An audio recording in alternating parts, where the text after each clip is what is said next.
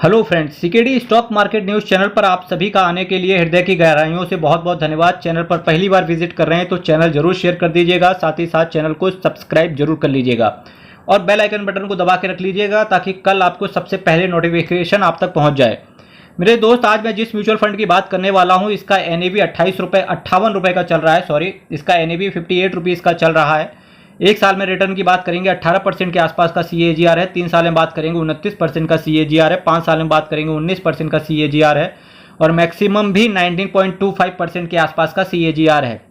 मेरे दोस्त, जो मैं बार बार ये CAGR टर्म बोल रहा हूँ तो म्यूचुअल फंड की एक क्वालिटी होती है और स्पेशली ग्रोथ प्लान की एक क्वालिटी होती है म्यूचुअल फंड के अंदर कि यहाँ पर आपको रिटर्न कंपाउंड होकर के मिलता है। और जो 19.25% का CAGR है और ये जो डेटा है हमारे पास पिछले 10 सालों का डेटा है। मेरे दोस्त, काफ़ी पुराना फंड हाउस है। वैल्यू रिसर्च ने इसको 5 आउट ऑफ 5 रेट किया है। फ्लेक्सी कैप कैटेगरी का म्यूचुअल फंड है ये मेरे दोस्त। इसके साथ साथ जो इसके फंड मैनेजर हैं राज मेहता, राजीव ठक्कर एंड रुकुन ताराचंदानी साहब आपके पैसे को मैनेज करके चल रहे हैं। और इसके साथ साथ मेरे दोस्त, एक चीज़ और कहना चाहूँगा कि पिछले 10 सालों में बात करेंगे तो इस म्यूचुअल फंड ने 4.82 टाइम्स आपका पैसा कर दिया, यानी कि 1 लाख रुपए का बना दिया 4,82,000 रुपये। रिस्क आपका वेरी हाई रहता है, तो ये चीज़ आपको पता होना चाहिए। जिस म्यूचुअल फंड की मैं आपके सामने चर्चा कर रहा हूँ उसका नाम है Parag Parikh flexi cap fund direct plan growth. नाम फिर से एक बार आप बताओ, Parag Parikh flexi cap direct plan growth. 33,615 crore का ये एसेट साइज है। ठीक है, काफ़ी बड़ा एसेट साइज है। फ्लेक्सी कैप कैटेगरी में एक्चुअली सबसे ज़्यादा रिटर्न इसी म्यूचुअल फंड ने ही डिलीवर करके अपने इन्वेस्टर्स को दिया है। एक्सपेंस रेशियो की बात करेंगे तो काफ़ी थोड़ा सा ये आपसे एक्सपेंस रेशियो चार्ज करते हैं 0.72% का। 3.54% का कैश होल्ड करके चल रहे हैं। निफ्टी 500 टोटल रिटर्न इंडेक्स को इन्होंने बेंचमार्क के तौर पे लिया है। ये देख लो, ये एग्जिट लोड से रिलेटेड कुछ कहानी यहाँ पर लिखी हुई है कि फॉर यूनिट्स जो भी 10% से ज़्यादा का यूनिट आप बेचोगे तो 2% का एग्जिट लोड ले लिया जाएगा अगर आप 365 दिन के अंदर बेच देते हो, और 1% का एग्जिट लोड ले लिया जाएगा अगर आप 730 दिन के अंदर बेचोगे। तो आप मोटा मोटा आप ऐसा समझो कि 1-2 साल के अंदर अगर आप बेचने की या निकलने की कोशिश करोगे तो आपसे 1% का एग्जिट लोड काट के आपको पेमेंट किया जाएगा। आप कोशिश करना वही पैसा स्टॉक मार्केट के अंदर लेके आओ, स्पेशली म्यूचुअल फंड के अंदर, जिसकी जरूरत आपको 3 से 5 साल के बीच में ना हो। पर फिर भी चूंकि 3 से 5 साल तो एक जनरल टर्म में मैंने बोल दिया, पर फिर भी मेरा ऐसा मानना है कि अगर आप नॉर्मली किसी म्यूचुअल फंड के अंदर इन्वेस्ट करते हो तो आपका मिनिमम नजरिया होना चाहिए 15 से 20 साल, और अगर आप इंडेक्स फंड के अंदर हो तो डेफिनेटली आपका नजरिया होना चाहिए 35 से 40 साल। तभी एक बेहतरीन रिटर्न आप दोनों जगह से निकाल के लेके आ पाओगे। अब कुछ लोग कहेंगे यार इंडेक्स फंड में रिटर्न कम मिलता है, यहाँ पर रिटर्न ज्यादा मिलता है। मेरे दोस्त देखिए, उंगली 5 उंगलियां होती हैं, कोई छोटी उंगली है कोई बड़ी उंगली है, पर हर उंगली का एक अलग इंपॉर्टेंस है अपना। समझ रहे हो ये चीज? ठीक, आपके घर में 3 भाई हैं, तीनों भाई इक्वल नहीं होंगे। कोई साइंस से होगा, कोई कॉमर्स से होगा, कोई आर्ट्स से होगा, पर तीनों का वैल्यू अलग अलग होगा। कोई डॉक्टर होगा, कोई इंजीनियर होगा, कोई UPSC का हो सकता है या कोई CA होगा। ठीक, तीनों का वैल्यू अलग अलग होगा। इसी वजह से मैं आपसे कह रहा हूं ये चीज, तो कृपया करके ये चीजें ध्यान से, रियल लाइफ से, एक्चुअली जो कॉमर्स है ना गुरु, कॉमर्स को एक बहुत अच्छे से लेना, बिल्कुल रियल लाइफ से अटैच है कॉमर्स। बाकी मुझे नहीं लगता कोई और प्रोफेशन ऐसा है जहां पर आप रियल लाइफ से इतना कंपेयर कर सकते हो। जैसे इनकम टैक्स है, आदमी की जिंदगी से ही चलता है। फाइनेंस है ना, आदमी की जिंदगी से ही चलता है, क्योंकि आदमी की जिंदगी कहीं ना कहीं आपको पता होगा वो पैसे से ही चलती है। इक्वली तो नहीं। कुछ लोग कहेंगे ना ना पैसा कुछ नहीं है, पैसा कुछ नहीं है, पर फिर भी बोलते हैं ना कि भाई पढ़ो नौकरी लग जाएगी, है ना।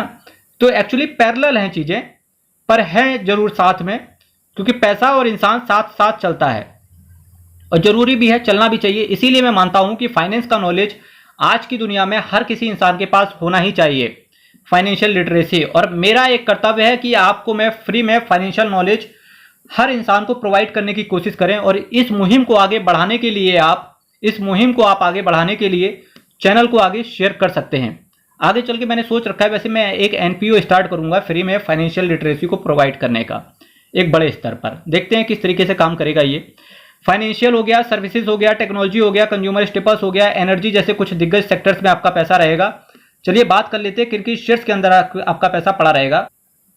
मेरे दोस्त, अदर्स में आपका थोड़ा सा पैसा जाएगा। Housing development finance corporation, ITC limited, Bajaj holdings, ICICI bank, axis bank, Microsoft corporation US। बड़ा अच्छा है। पराग पारिक फ्लेक्सी कैप के अंदर एक बड़ी अच्छी क्वालिटी पता है मुझे क्या लगी, कि इनका थोड़ा पैसा ना आपका US में भी इन्वेस्टेड है।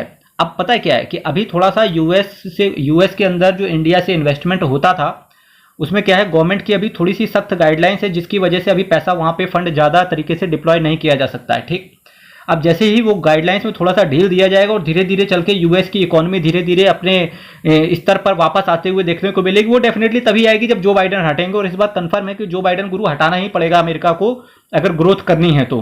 और स्पेशली मैं तो यही चाहूँगा कि यहाँ से डोनाल्ड ट्रंप वापस से गद्दी पर आए, ताकि अमेरिका विल राइज अगेन, और इंडिया के अंदर से जो इन्वेस्टर हैं वहाँ पर और जिस फंड्स में इन्वेस्ट किया है तो डेफिनेटली कंपनी आगे चलते हुए देखने को मिले।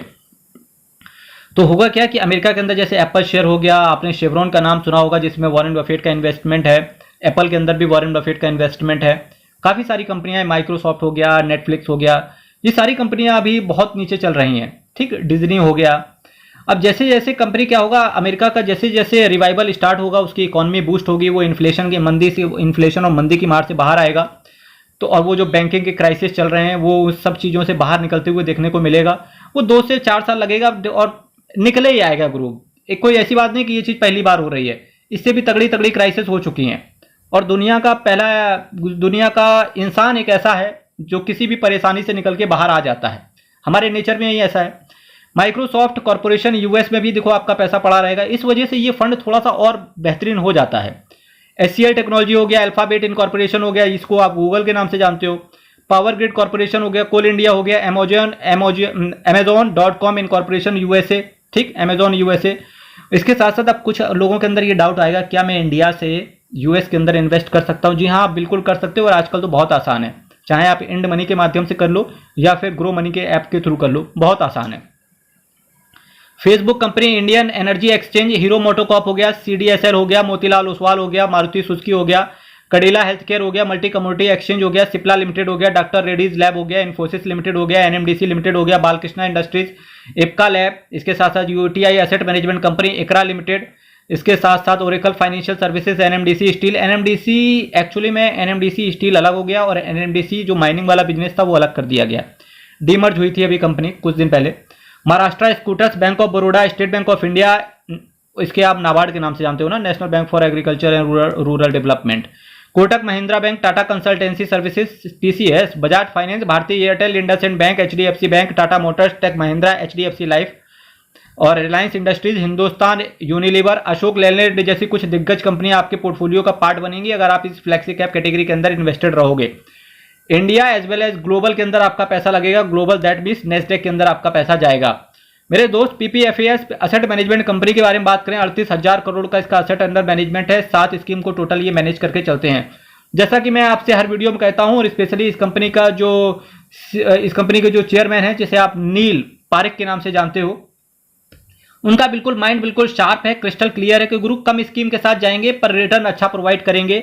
अभी उनका फिलहाल कोई विचार नहीं है कि स्कीम को आगे बढ़ाएंगे कि नहीं बढ़ाएंगे, कोई नई स्कीम लेकर के आएंगे कि नहीं आएंगे, और डेफिनेटली अगर आएंगे भी तो वो बड़ा ही सोच विचार करके ही लाएंगे कि फिर से इनका विचार बिल्कुल क्लियर हो। मेरा भी यही मानना है यार, स्कीम थोड़ी सी रखो और रिटर्न ज़्यादा प्रोवाइड करो, थोड़ी स्कीम के साथ कॉन्सेंट्रेशन 2-4 जगह ही रखो तो डेफिनेटली रिटर्न ज़्यादा निकल के आएगा ही।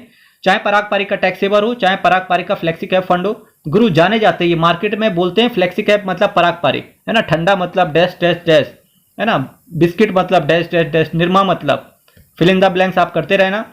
मेरे दोस्त, चैनल आप सब्सक्राइब कर लेना, वीडियो शेयर कर देना। कल फिर आपके साथ मिलेंगे same time same channel but कुछ नए म्यूचुअल फंड्स के साथ। और CKD stock market news channel पर जुड़े रहने के लिए आप सभी सब्सक्राइबर्स का हृदय की गहराइयों से और नए नए व्यूअर्स का हृदय की गहराइयों से बहुत बहुत धन्यवाद।